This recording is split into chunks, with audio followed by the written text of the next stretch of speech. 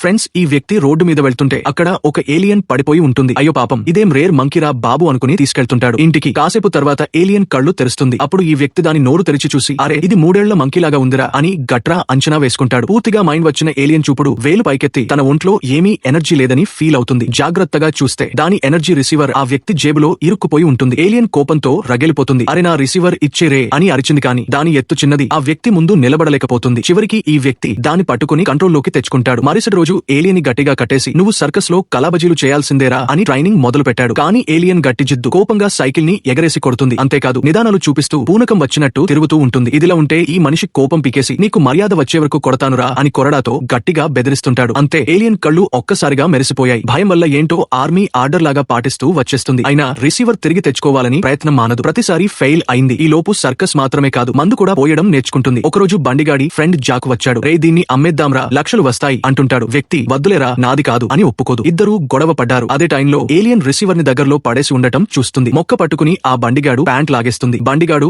దాన్ని పట్టుకుని, ప్యాంట్ ఇచ్చేరా లేకపోతే బెల్ట్ తో కొడతాను అని అంటుంటాడు. అప్పటికే ఏలియన్ రిసీవర్ ని తన తల మీద పెట్టేసుకుంటుంది. ఒక్క క్షణంలో గాలి ఆగిపోయింది. చుట్టూ ఉన్న పళ్ళెం, కుర్చీలు, బాటిల్స్ అన్ని ఏలియన్ చుట్టూ ఎగురుతుంటాయి. బండిగాడు భయంతో పరుగు పెట్టాడు. కానీ ఇప్పుడు చాలా ఆలస్యం అయిపోయిందిరా. పూర్తి పవర్ వచ్చిన ఏలియన్ ఇద్దరిని ఎత్తుకుని సర్కస్ కి తీసుకెళ్లి సైకిల్ మీద కలాబజీలు చేయించడం మొదలెడుతుంది. వాళ్ళిద్దరిని గొలుసులతో కట్టేస్తుంది. ఒకప్పుడు వాళ్ళు తనతో చేసినట్టే ఖచ్చితంగా. ఇకపై సర్కస్ యజమాని ఎవడూ కాదు, ఏలియన్దే అయిపోతుంది.